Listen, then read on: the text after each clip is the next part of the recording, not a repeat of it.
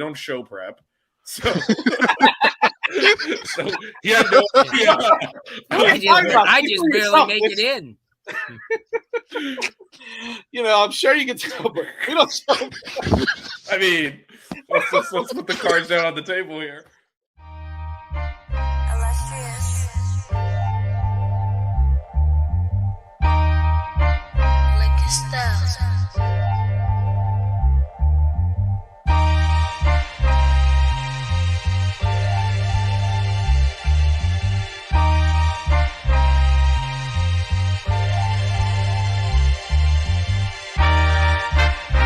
Miami Hurricanes, yeah. You know the name already.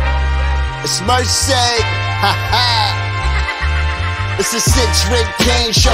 Can't forget the name though. Got Jazz, Blue, Vision, DJ, break the game code. Ain't no changing them, ain't no breaking them. Real Portland live from the Hard Rock Stadium. Ball 14 for the orange and green. We see the 6-rig champs. It's more than a dream. This is life on the field.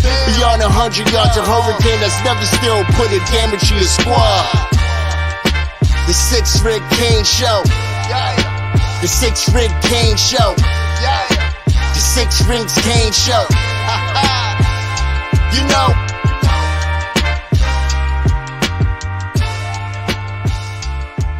What's wrong with us? Seriously. What's wrong with us? We're Miami Hurricanes fans. Welcome to the 6 Rings Kane Show, a show dedicated to Miami Hurricane sports, featuring the legendary Larry Bluestein, Jazz Santana, Vish, and Danny Gillette. Let's go Canes. Hello and welcome to another 6 Rings Kane show, joined by Blue, DJ. We might or might not have a Jazz Santana appearance. We're all waiting to see if that happens. But for now, I will be steering the ship. Blue, how's it going? I'm doing good. You see, that's what happens when you sign a multi-year contract. You don't show up. So we all got to get one of them. Yeah, we got this NIL's getting out of control. Jazz put the check and busy week. Obviously, we're not going to mention basketball. That's for damn sure. There will be buckets tomorrow night. Oh my gosh, we're gonna try and unpack exactly what that was. And I don't know what that was. What to and kind of what happened and where to go from here. But this is, as we said, the football show. DJ, how's it going, man? Yeah, right. Hey, DJ. It's doing all right. Just trying to survive the last couple of weeks of winter here, and always happy to hop on with you guys. Metaphorically hop, not literally hop. If I could do that, I'd be in business. But either way, I'm happy to be here with you guys and talk some football. Yeah, no doubt. A lot going on too, guys. Yeah. The off season's still waiting, obviously, for them to name a running backs coach, which kind of makes me think that it may come from within. Yeah. Because of the fact that, right now, and there's nobody I looked on the Super Bowl rosters that would be a running backs coach here. Right. And so I think if they were going to go outside, I think they would have named it already, but that's just my personal opinion. I put a vote in there for David Cooney because of the fact that the great job he's done with the team as a recruiter, as a teacher. But we'll see. That way you keep the continuity going. Here's a guy who knows the program inside and out. He's been through two regimes. But that's just my personal interjection because I know once you have to go outside, all of a sudden that new guy has to kind of get acclimated with your coordinator and your quarterback coach and your receivers. And I just think the focus in this offseason needs to be getting everybody on the same page, developing your quarterbacks, and getting ready for what I think is going to be a pretty decent spring. Yeah, just real quick, Rock and Rant. We're not breaking news. I don't know exactly. No. We don't. That's just my speculation. Yeah, but Blue is speculating might be an in-house hire given the lack of movement and the lack of kind of reason to delay. DJ, I don't know if you have thoughts on maybe, going outside the program, having to integrate someone new versus, continuity of in-house promotions.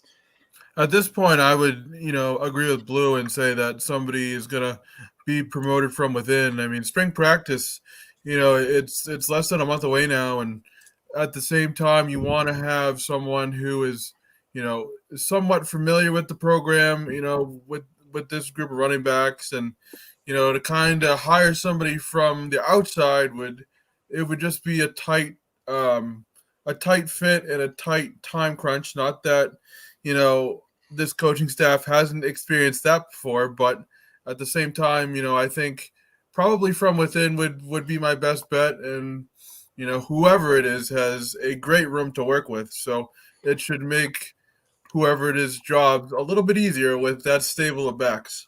Yeah, and that's a really good point, DJ, that, if there's one position and you have to late swap coaches like we're having to, that's probably the deepest and easiest for any new coach to acclimate to, not having to really coach your own lack of talent or depth at that position. Shout out to Dan, Barry, and AO. So I think we're going to talk about the QB commit who's a walk-on from Yulee, Niko Smith. Blue, I think you have maybe have some thoughts of seeing him play and could give us a little bit of a breakdown on what the Canes might get. Again, not really going to expect it to come in here and compete or anything, but more just, adding depth. Yeah, another big body, kid 6'2", about 210. I watched him play at several camps last summer. Yulee came down and played. They were at Florida. They were at Florida State. They were at UCF. By the way, same school as Derrick Henry. Not that means a whole lot, but since Yulee doesn't put out, a lot of kids because it's located in actually the heel of Florida, right in the Georgia border, north of Jacksonville. And I like him. He's a good passer. He's a guy that brings a lot of energy to the team. And, he's one of those guys that had a pretty good and successful career. They were actually, I think, a playoff team 2 years ago. And, I think, you need as many bodies at that position. And we talk about that every week, by bringing in as many the competition, especially because even though everyone wants to anoint Cam Ward as the number one quarterback, the competition is going to be fierce. You got our boy Poffenberger and all these and all of a sudden JB. We know that Emery probably won't be healthy to compete. But I'm and then from what I hear, of course, Chad Anderson as well. We have and that's what I was going to say, Vish. That's one of the things I've been going to talk to a lot of the kids who have told me that some really good things about Anderson. He's got a really good arm, very accurate. He's a team guy. And the other one was Humphrey. Wheatley Humphrey, the running back out of South Broward, who they've been using a lot in the practice sessions, where the kids go out and throw around as like a slot guy. And he's the type of kid, being a running back, you get him in the space, and he's like Chris Johnson. If Chris Johnson gets an opportunity to, then Bobby Washington, same way, you get them in wheel route situations and they're lethal because there's no one's going to be able to keep up with them.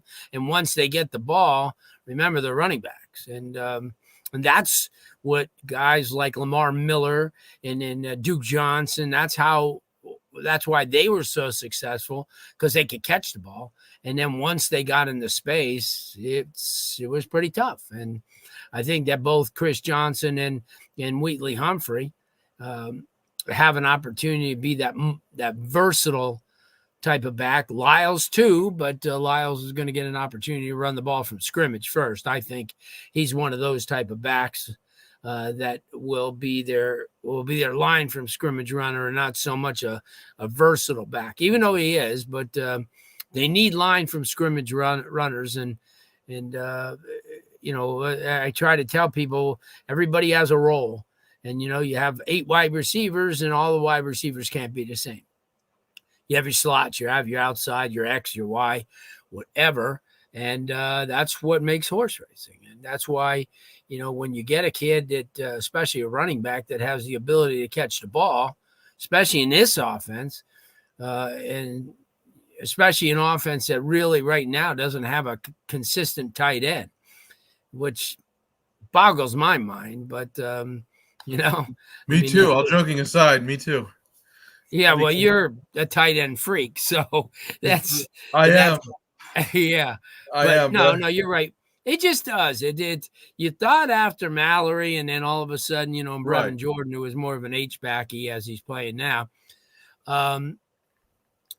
you kind of like you shake your head because you thought that everybody that they had with Mammarelli and Arroyo, that this would be equivalent to a tight end pretty soon because all the potential hasn't worked out that way. Yeah, I think between Riley Williams and Arroyo, you kind of expect those guys to have stepped up, and they haven't, to the point that McCormick's coming back, which boggles my mind just based on the fact that he's coming for his 75th year. So, I mean, it just speaks to got a few degrees though. Yeah, God bless him. He's going to get out of here and he'll be able to walk in and teach. Quite honestly, he's living the dream, getting a few degrees, getting to extend his football career. I mean, I like to, make fun of it, but quite honestly, he's doing what, a lot of people would have wanted to do. So can't knock him. Probably not going to play in the NFL, so he's maximizing his college. Exactly. Yeah, and it's not on him that, the coaches still feel you're right. No, I think what it does speak to is how the coaches assess the depth at the tight end position, that they don't feel like between Arroyo and Riley Williams and Jackson Carver, that they can handle it, that they still need McCormick for, as DJ said, his 75th year. I feel like that's a little bit worrisome, not because, they are only technically second-year players, but I feel like there needs to be more development at the position moving forward. And I don't know if necessarily, like Blue pointed out, in this offense, if they're going to get enough looks at the position in terms of just getting the ball thrown them. Yeah, Dr. McCormick is right. Yeah.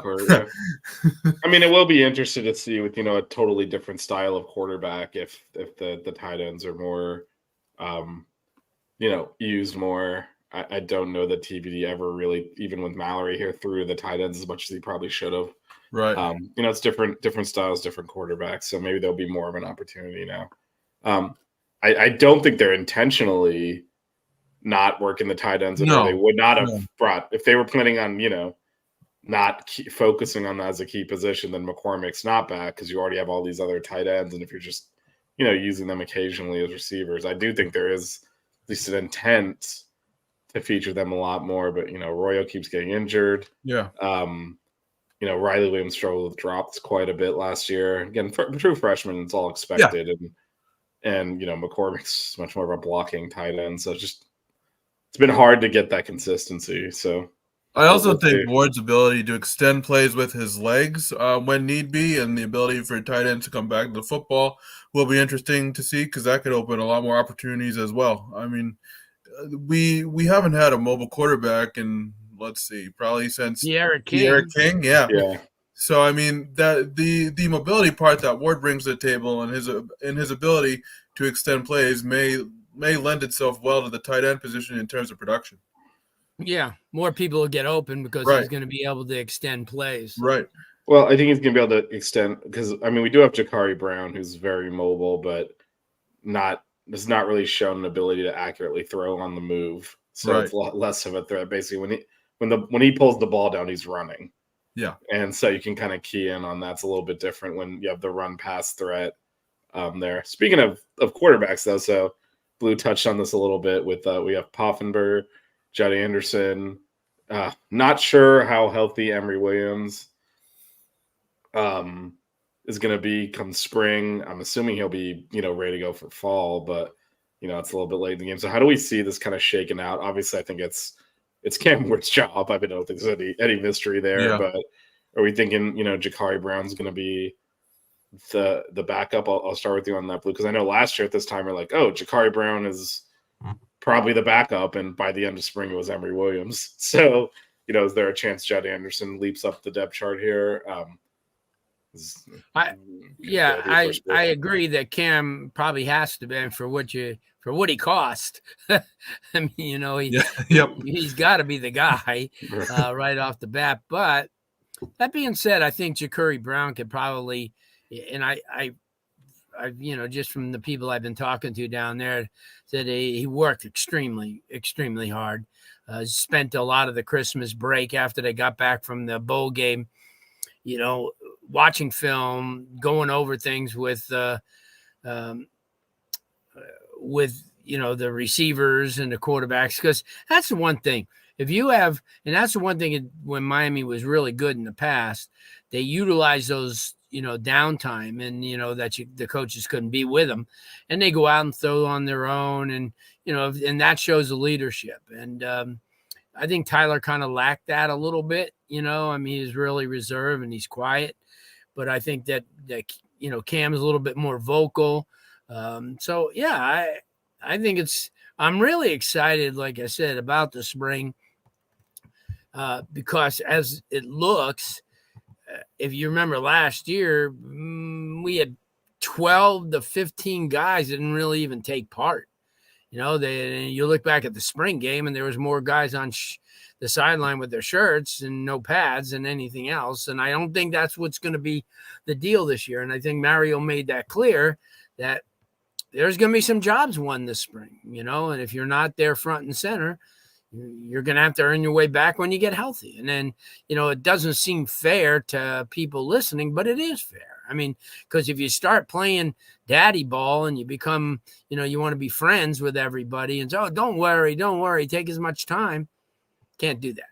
So I think there's a lot of these guys that a lot of people didn't figure on, or maybe didn't believe that would be, in the first, second tier of players are going to have an opportunity to be there. And I don't blame them. I mean, the whole thing is, it's not like when Miami's 12-1, they're coming off 7-6, and then they didn't win, go to a bowl game the year before. So yeah, I think the days of like, I'm your friend and don't worry, and not got to be a little bit tough love, because you look at some of those other schools and you look at the Michigans and the Ohio States and the Georgias and the Alabama, they're not playing that. They're not playing that game. They have too much competition, and that's what you could see what Mario is doing from a competitive standpoint, getting rid of the dead wood that really doesn't need to be around, because I think they still, Vish, have 7 spots to get rid of. Yeah, they're well over the scholarship limit at this point. So there are some, and TJ, you might know, they're Blue. When do they have to get down to the 85 limit? Is it? It's after spring. After spring. I want to say May, but I could be wrong on that. Yeah. Okay, so this is going to be legitimately a little bit of high school here. You're trying out for your scholarship, essentially, because some people are going to get. I mean, you can't go over 85, so. No. Yeah. Blue made a great point about jobs being won in the spring as well, because I believe the first game is August 31st. Yep. So by the time you get ready for preseason camp, having been on a team and gone to these preseason camps, you want preseason camp almost where everything is established. You kind of learn the offensive and defensive systems a little bit, but you don't want to learn them, completely starting over from scratch day one. You already want to have a solid baseline of where you want to be defensively, and it's just a matter of teaching technique and preparing for the opponent. And the August 31st start, I remember we had a game in August as well, and time goes by quick. So, I mean, spring ball is, a little bit more important than it may seem to some, especially with an August deadline, because by the time you start your preseason camp in the summer, that first game is only a couple weeks away. Yeah, and the first game is Florida, so. Yep. You don't get that, you like that Bethune-Cookman or whatever to start with, so you can work out some of the kinks, and it's almost like an extra week of practice, and you're not getting any of that this year. But I like it like that, though. It's a good first test.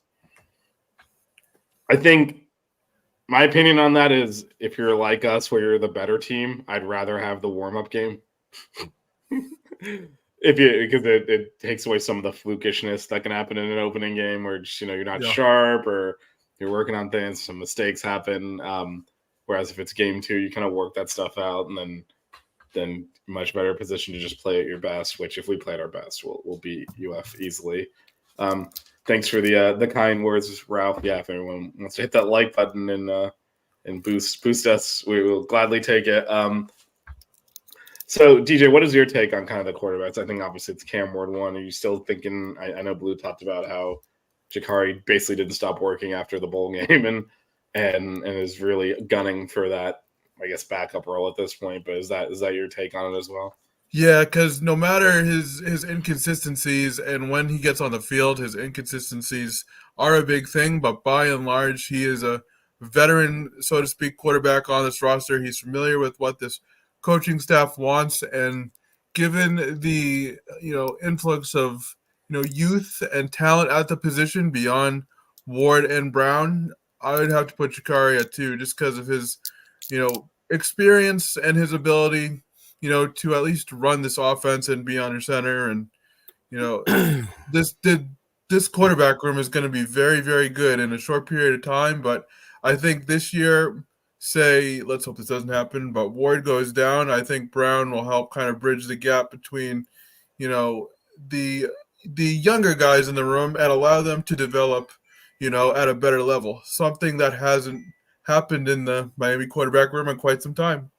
Quarterback development has been an issue. I would say it's actually, to your point, DJ, it's also very different from last year. And that last year, obviously, TBD was the starter.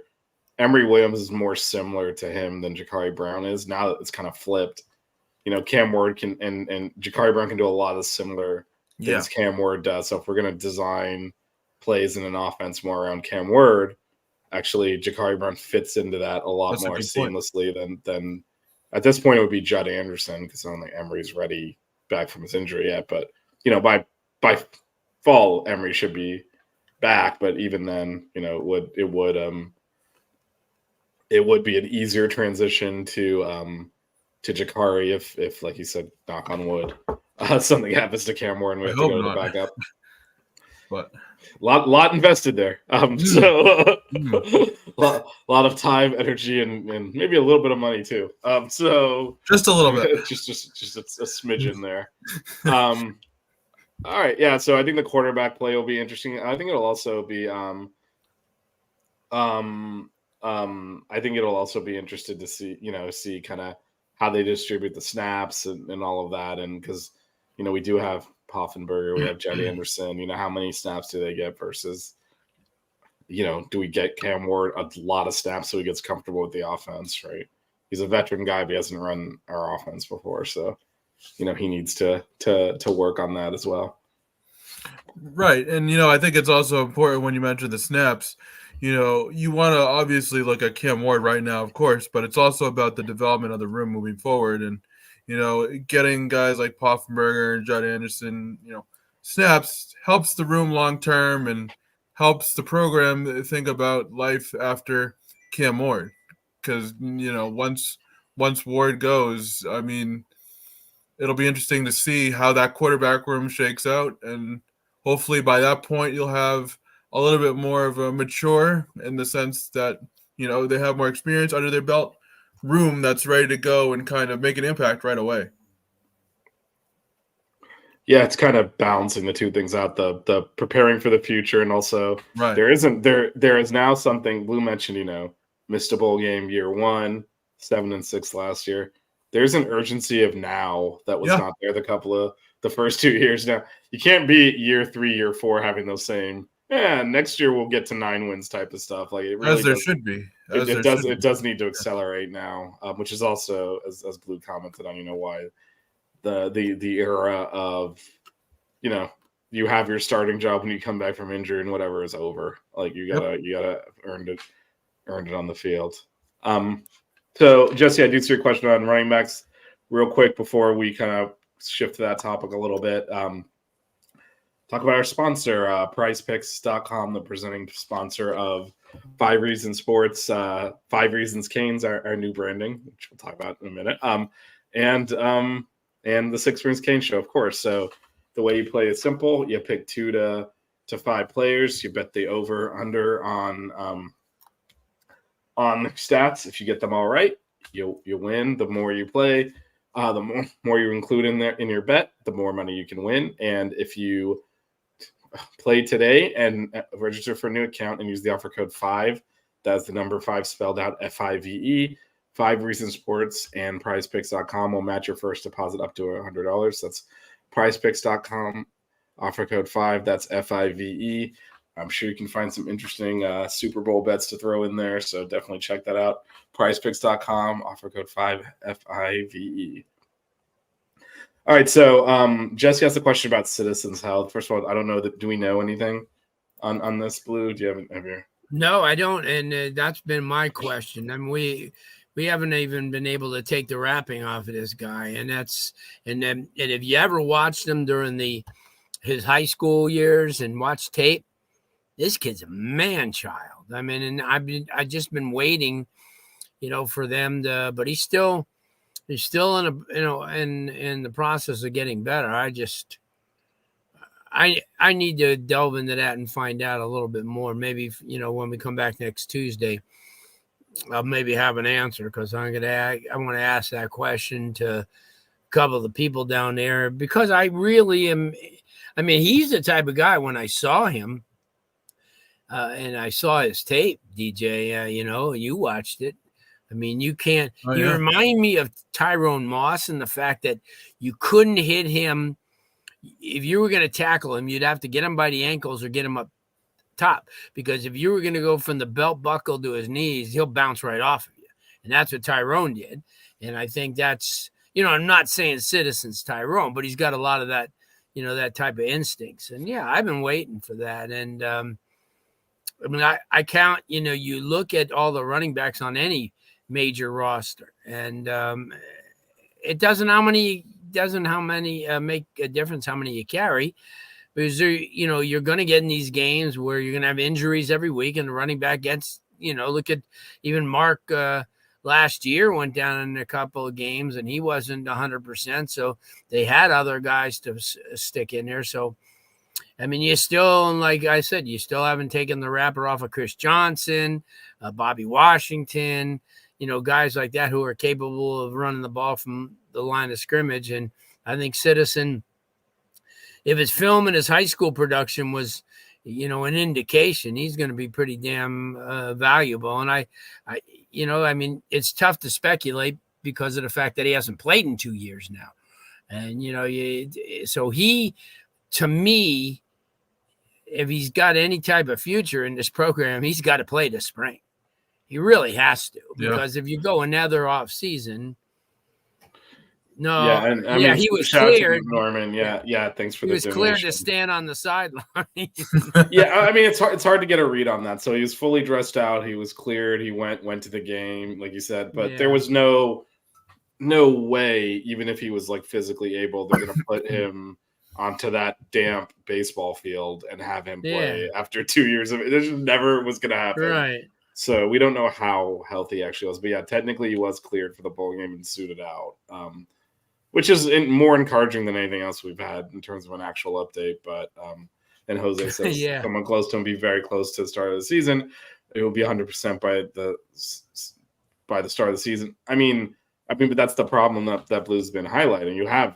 We are really deep. You still have Fletcher, you still have Henry Parrish, you have AJ Allen, and then all the other guys, Chris Johnson, Wheatley, Humphrey, Washington. Citizen needs to get in there and earn carries. Yeah. I mean, him being healthy at the start of the season, he is going to be behind a lot of very talented running backs. I do think, pre-injury, we obviously haven't seen him a couple of years. Citizen would be the most talented back on this team. Yep. But, that was 2 years ago. And he's got to get on the field to earn those minutes and earn those carries. But that's where spring is going to come in. And that's why I said it's kind of vital for him to get some work during the spring. And I'm not saying, be the workhorse, but at least, show what he could do without getting hurt. See, because the worst thing to do is see him in the spring get hurt, and then you don't know anything about what he's going to do. And then you go in. See, this is nowadays, and you can never plan into the future. The only thing you can plan is this season. Once they have the guys, they'll keep these guys for at least the season. So we're not looking long range for any of these people. You can't anymore. And, that's why, my good friend Charlie Partridge, I think he just had enough of college football and the way it's run. And after talking to him up at the state championship games, and he goes, I can't, this is a landscape that I'm just not into anymore. And I congratulate him, get a job in the NFL, and he deserves it. And, when you produce guys like J.J. Watt and Aaron Donald and, people like that you've coached along the way. I mean, I think you're, Kalijah Cansey was a first-round pick last year at Tampa Bay.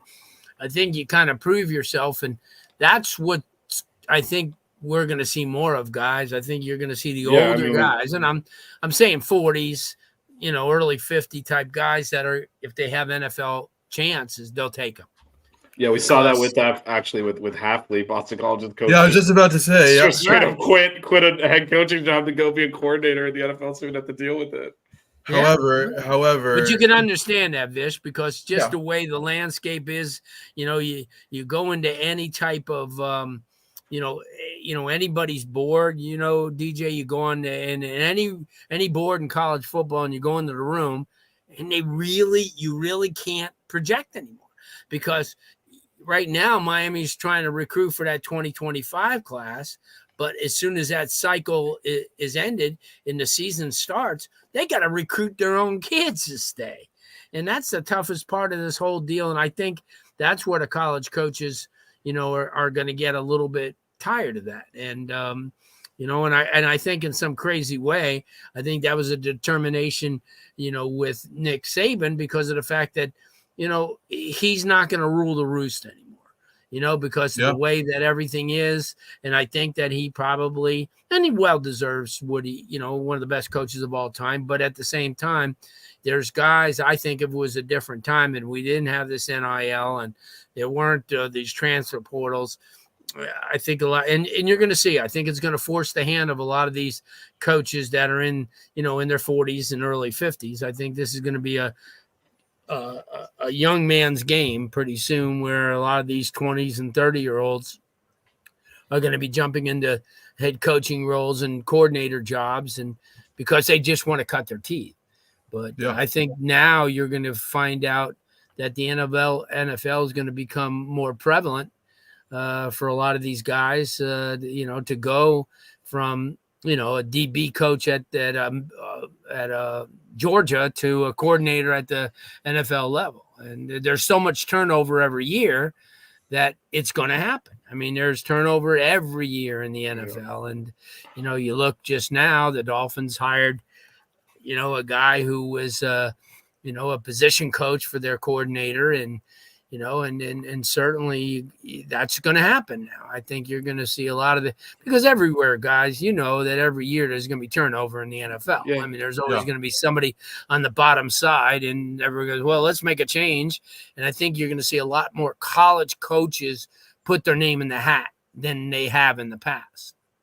Yeah, and it was interesting with Hafley because he kind of landed in a better position than where he was at Boston College. He had really struggled aside from this past season, when they beat SMU. But, it is interesting to hear a guy who's relatively young like Hafley is kind of say that between the recruiting and the NIL and all this and all that, it's just too much, and it's easier to focus on an NFL position. And aside from just the NIL and things like that, I do think, the prevalence of early signing day now has made things a lot more sped up in terms of recruiting and a lot more kind of tightly wound. And, because the regular national signing day is this Wednesday, and a lot of the classes are, a lot of the classes are already wrapped up. So it's not what it used to be, and it's an afterthought now. It's an after. That was going to be my next thing, DJ, because when 5 years ago we would have been sitting here and the attention would have been burning off the tube, and everybody would have been waiting. Oh man, I wonder if this guy's now 95% of this stuff has been done. They're on campus already now, and you add in the transfer portal, yeah, and it's it's not as much. I mean, there's going to be a lot of schools that are going to benefit, and then when the everything opens back up in April, they'll probably get more of those kids too. But that's my point too. I mean, in the past, you've had stragglers come in during the summer, but I think you're going to see towards the summer, there's a lot of additions. It's like, Vish was alluding to. There's, Miami obviously is over, so they're going to cut loose quite a few kids, and maybe Vish has a point. Maybe this spring will be a tryout, for a lot of these kids, and then you're gonna. It's kind of crazy because it's like that movie Major League. They're gonna look in their locker and find that little pink note sitting in there, but. It's just the whole landscape of college football is changing. The recruiting has, and when I get a chance to talk to college coaches, and that's a benefit of what I do is I get an opportunity, at during the spring or even during like the state championships, I'll be able to, walk the sideline with those guys and, Dave Dorn and guys like that and Charlie and, talk to them and, see what they're thinking about. And this was serious. This is a serious move for people to have to now be handicapped, I think what it's done is for those coaches that were kind of lukewarm on the recruiting aspect, this is like, they just, they showed you who really means business and who is just they taught, like, I mean, it's part of college football, right? It's always has been, always will be, but where before it might have been tolerable to people, if you just want to be a ball coach, that this is not, it's no longer the welcome to the NFL. Yeah, exactly. It's no longer the sport for you because it's like Blue said, like you're not just recruiting high school players, you're recruiting your own team constantly now. It's a 24/7, you have your finger on the pulse of all 85 of your current players, as well as monitoring other teams' players to see who you're going to steal. Like if you want to play it, at the top levels of college football now, there's a lot to do with that. We're focused on, Partridge leaving Pitt, Halfway leaving BC. It's even worse if you drop down to like, below the P5 level where you basically know if you develop a player, he's gone. Yep. Oh, there is no chance. So. There is no chance he's staying. Like he is going to go to a P5 school. They're going to get NIL money, and there's no chance he's staying at your school. Like the days of someone, I agree. This is throwing back an old reference, but like T.Y. Hilton spending his entire career at FIU would never happen now. Right? I mean, he's gone after a year. To see how good he is. That's that. Like, and I think that it's even worse if you're in kind of a smaller school where you're going to spend just as much time recruiting those kids, right? You're swimming in a different pool, but it's the same amount of effort, energy. Then you develop them, and then they're gone. There's zero chance you can retain them. So because every college now has to hire one of those guys to kind of like work the wire and work, kind of almost like an advanced scout, that they have to see, like having a meeting. Oh, by the way, there's a guy over at Boise State. I think we need to look at him for next year, or a guy in the MAC. Or even you look at some of these guys who went from the portal, like UCF. I think got a kid from like a Division I AA type of team, and a couple of schools have. So and that's the way it is, and that's unfortunate. I know that's the nature of the beast, but it's just for people who do that for a living and are into college football for a reason to develop. Now you just, it's sort of like whoever's there, you got to be resigned to the fact that those are the guys, even if it is for 1 year, that you got to work with them. And but now you can't take a kid from the inner city with a mother who works 3 jobs, and there's no male influence in the house to tell them, oh, no, don't go to Cincinnati and take that $2 million. You can't do that. because they're going to run, and rightfully so. Yeah. And I can't blame the kids anymore, and I won't blame them because this is way out of their hands, and they're getting an opportunity. And then the NCAA, which is the biggest punchline in the world for a governing body, all of a sudden wants to get involved in all this stuff. No, it's not going to work. No. It's not good. You cannot be all of a sudden after everything's been started. You can't come in there. Whoa, we got to put the governor. No, you don't, because you didn't do it at the beginning, and you let open this all Pandora's get out of box. hand. This is what you get. And you let Bryce Young make $2 million before he took a snap at Alabama, and when you could have stepped in and said, "Listen, this is our member schools, and this is what I say," but you didn't want to do that. Well, now. Well, I mean, they also, to Ralph's point, I don't think there is really a solution. I don't know what kind of regulations the government can put in that actually work. But I mean, the way the NCAA has operated basically from the beginning of time is patently illegal. Like, where they can't restrict commerce. They've gotten away with it for, frankly, a century of exploiting athletes.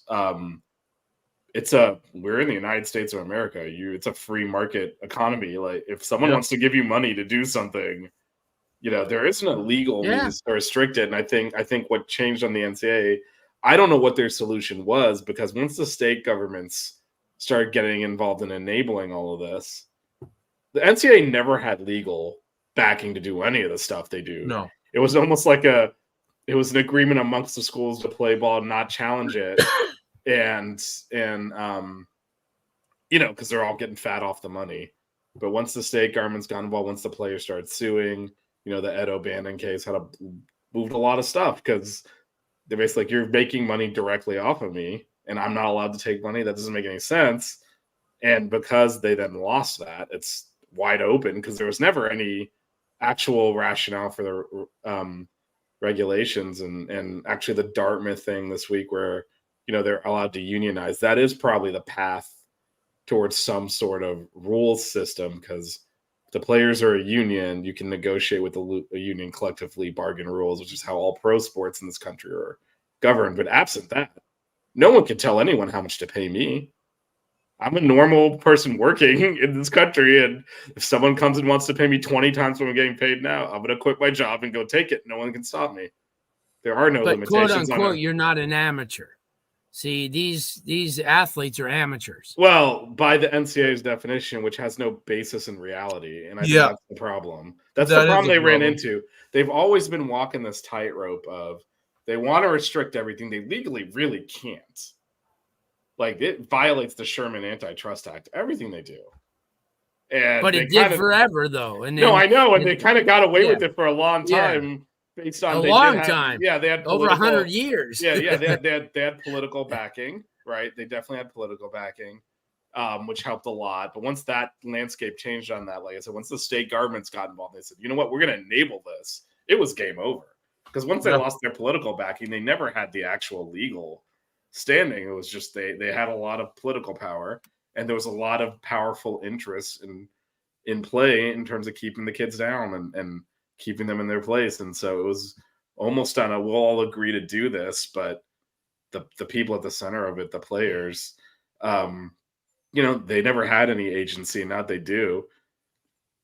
You got to deal with them, and the NCAA is basically worthless in doing that. Like, they're not equipped to do that. So it's gonna be bumpy. I do think there'll be some settling. Right now, it's still just like, we're still very new in this, right? And you're going to work out the kinks. I think the NIL money will eventually come down when these people realize they're not getting their return on investment. Like, you're putting 7 figures in front of these. Like, let's say, let's take us for an example, right? We know Cam Ward got a very large amount of money to come here. If we win 8 games, you think the next guy's going to get that kind of money? It's not worth 8 wins. Nope. So I think that's how the market will regulate itself a little bit. It's that, because right now people are just throwing stupid money. But eventually they're going to realize, hey, this isn't worth, I should have, giving one player this much money wasn't worth it for us. Do we want to keep doing this? These are all business. Look at Ohio State, for example. I mean, Ohio State spent a ton of money in the transfer portal this cycle, and, time will tell on the results. But, I mean, it's just a crazy amount of money. Yeah. Oh, Yeah. well, a lot of schools Oh, I mean, spend a crazy amount of money. yeah, but if we believe in free market capitalism, eventually they'll realize it's not worth the money. Yeah.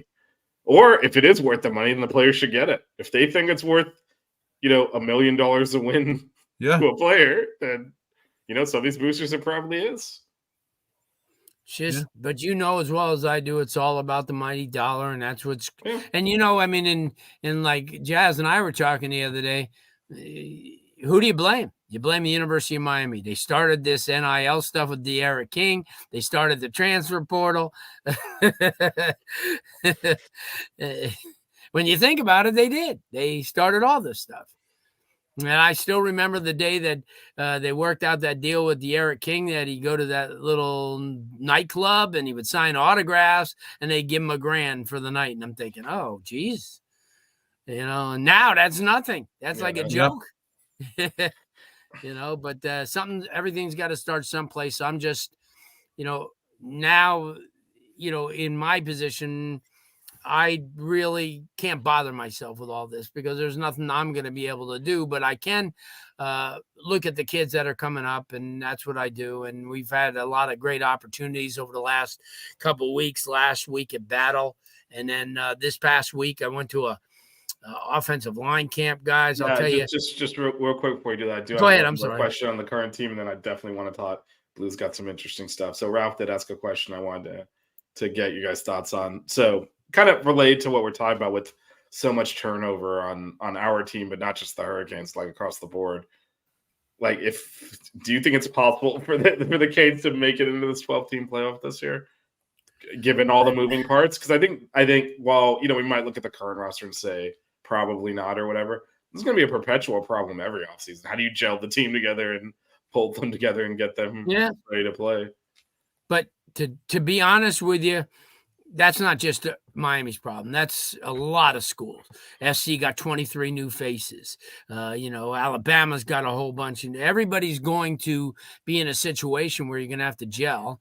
I just think that's why it's so essential for January for these guys that are on campus to become so familiar with one another that when spring does start, that you're going to be a whole lot better off than last year. And the schedule's a lot easier than last year, I think, for Miami. I think that's, in a lot of ways, if they get things together, I'm not revealing how many wins because then DJ's going to jump on my ass. So we were right, weren't we? I believe right. I believe the general rule is everyone jumps on my ass. So I don't know where you're coming from on that, Blue, but no, we said 7. I think when we picked 7 wins last year, there was I know Dono said to me, Alex Dono, he goes, come on, man. You see, but you got to get out of that fan mode.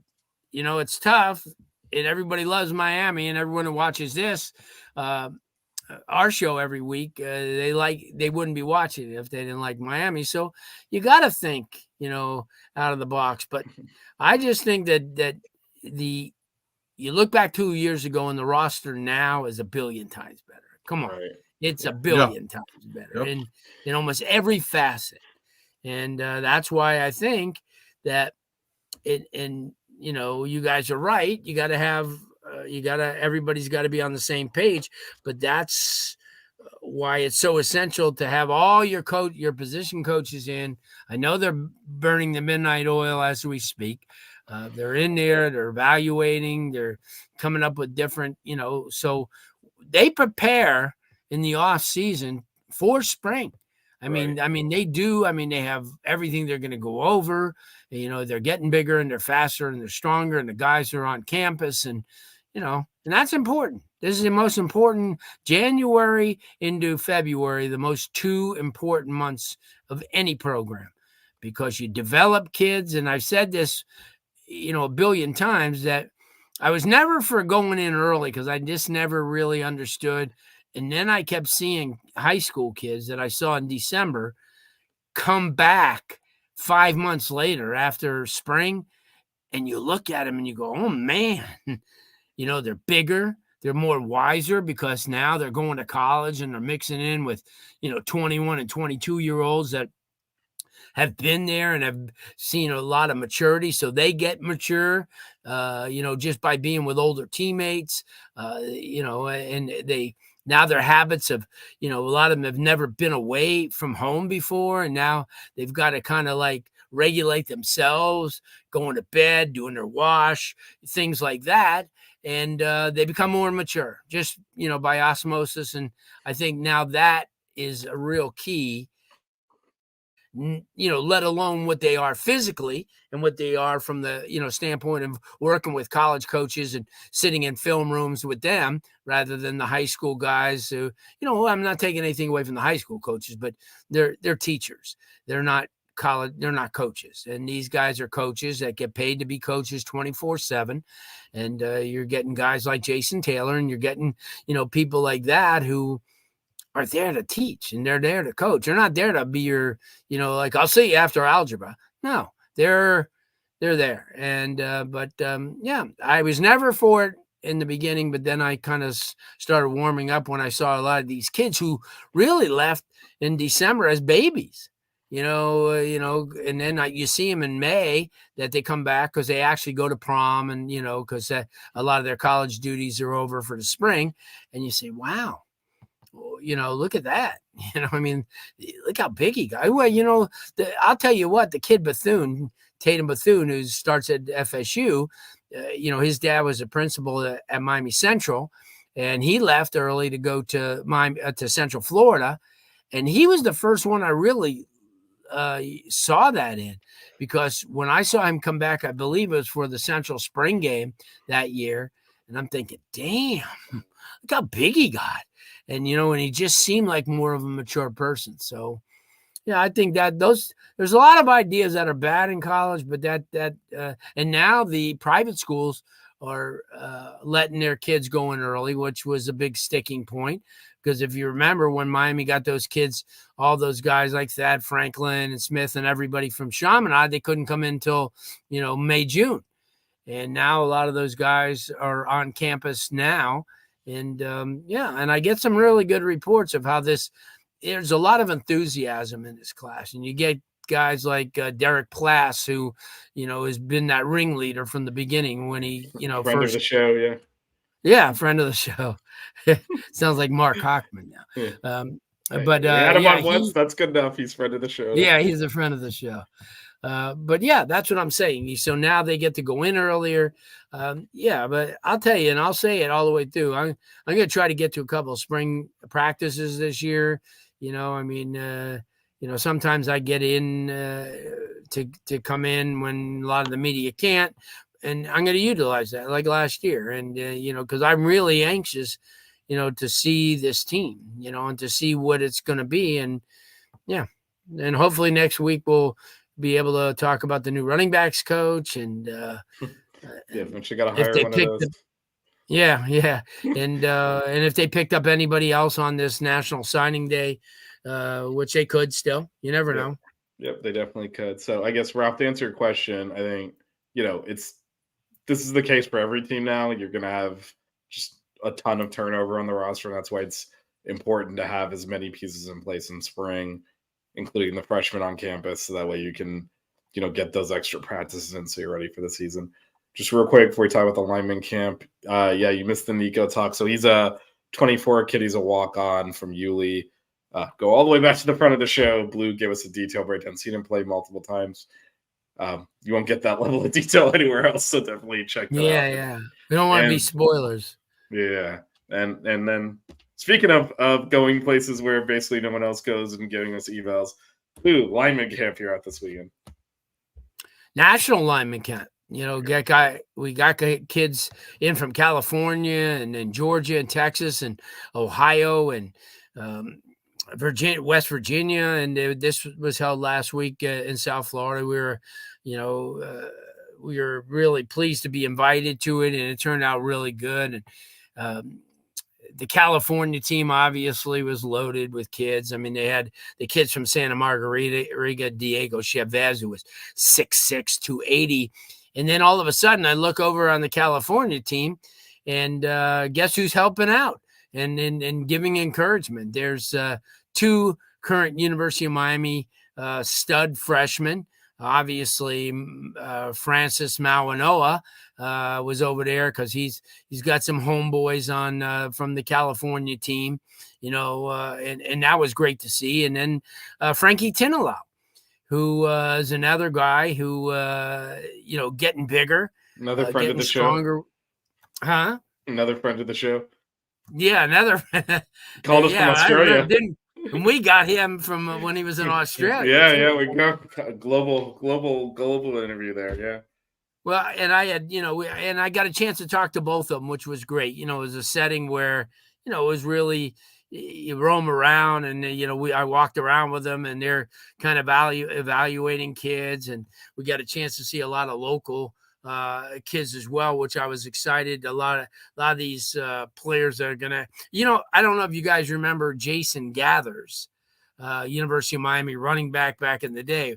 Well, running his back, nephew, then receiver, then running back, then receiver. exactly. And but Jason Gathers' nephew is a sophomore at West Boca, 6'3", 195, 200 rush edge. And I'm telling you, that's somebody Miami's going to try to get their claws into, obviously, because he's, a legacy type of kid. So he was one of the guys that we had an opportunity to see. Another couple of guys that I think are going to be pretty good. Now, there's a kid named Jaden Dean. He started out at Miami High, then went to Homestead, Norland, and now he's at Palm Beach Central.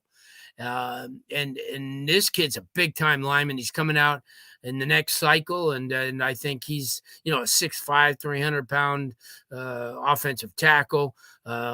Another kid that caught my mind was Romando Johnson. He's an edge rusher out of Monarch High School in Coconut Creek, 6'3", 215. But I will tell you right now, I saw the next Armando Blunt and the next Bain. He's an 8th grader. His name is Stephen Moore. Right now, he's an outside linebacker, but he's 13 or 14 years old. And he's going to Miami Central. Oh, surprise there. And this kid is a nationally rated wrestler. He's never given up a takedown. He's like 60-0. And that's a name to remember. His name is Stephen Moore. And he'll be at Miami Central next year. And I think he'll start from day one. And that shows you how really, really good he is. And another guy that I want to talk a little bit about that a lot of people don't know about, obviously, because of the fact that he's from Germany. And I don't know if you guys remember the defensive end that played at Florida State, Bjorn Warner. Yep. Okay. I do. Yep. Well, right. Now, Bjorn has a program, for the German exchange students to come over. And this kid is one of them that has jumped along. 6'4", 220 pounds. First year really playing over here. He's at Homestead High School.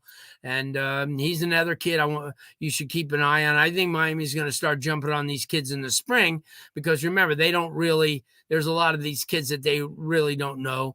And that was it. I had a really good time. The Atlanta, Georgia kids, too, were pretty were guys that I thought have an opportunity. They're going to get noticed before long. I mean, they went by the Trench Mob, and they have a kid, guy I like, a big offensive lineman from Duluth, Georgia. His name is Demola Adjudon, and he's 6'6", 330, and big time kid, very agile, great feet, and and if you miss any of it, just go to LarryBluestein.com, and you'll be able to read about all the kids that were there.